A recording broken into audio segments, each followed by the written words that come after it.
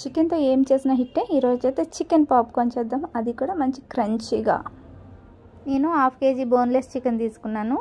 Pieces అన్నీ ఇలా cubes లాగా ఉండేలాగా కట్ చేయించుకోండి. తర్వాత దీంట్లోకి కారము, పసుపు, అల్లం వెల్లుల్లి పేస్ట్, గరం మసాలా, ధనియాల పొడి, రుచికి సరిపడగా సాల్ట్, అలాగే హాఫ్ నిమ్మరసం కూడా వేసేసుకుని ఒకసారి బాగా కలపండి. ముక్కలన్నీ పట్టేలాగా కలిపేసి ఒక 1 అవర్ అయినా దీనికి రెస్ట్ ఇచ్చేయాలన్నమాట.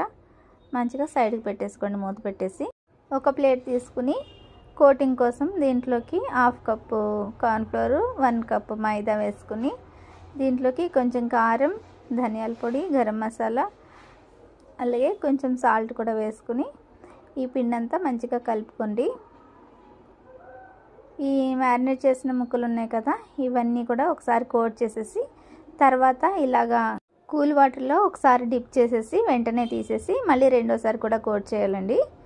ఇలా మొత్తం ముక్కలన్నీ కూడా కోట్ చేసేసి పక్కన పెట్టుకుని తర్వాత ఇదంతా కూడా ఒక్కొక్క పీస్ వేసుకుని మంచిగా డీప్ ఫ్రై చేసుకోవాలి. చూసారా, ఈ విధంగా డీప్ ఫ్రై చేసుకుని మంచి గోల్డెన్ బ్రౌన్ కలర్ వచ్చేంత వరకు ఫ్రై చేసి తీసుకుని దీంట్లోకి టొమాటో సాస్తో కానీ మైనస్తో కానీ సర్వ్ చేసుకుంటే సూపర్ ఉంటాయి. వీడియో నచ్చితే లైక్ చేయండి.